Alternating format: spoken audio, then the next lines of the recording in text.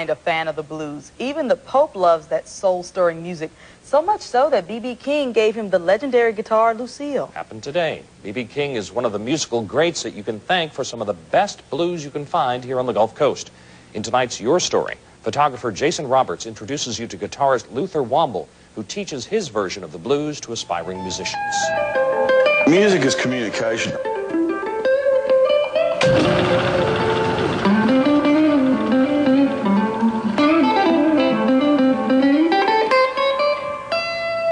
Everything's right, the crowd's right,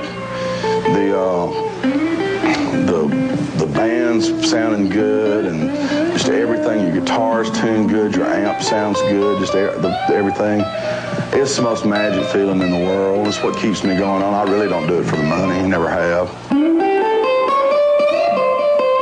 I guess the early musical influences, Ray Charles especially.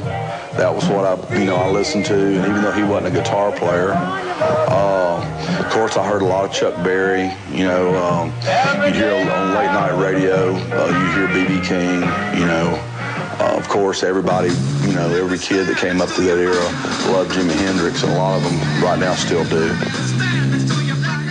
I want to add a story about this guitar. The first guitar player, I was real lucky. The first guitar player that I heard, probably the best around, was a fellow named Wick Larson. And I saw this guitar, him playing. I didn't know him yet. And I saw him playing this guitar. At 15 years old, it just knocked my eyes out. I'd never seen anything as pretty and sounded as incredible. It's really great to have a guitar that belonged to somebody I cared about musically, and as a person, as Wick. And this is pretty much the Les Paul that started it all around here. I've always been into longevity music, and that's music that's always here, not something that's a hit today and gone tomorrow. And by being that, I teach guitar here at Picker's Paradise, but I'm an eternal student myself. And it's very important for me, for my music to grow. And good music's from the heart.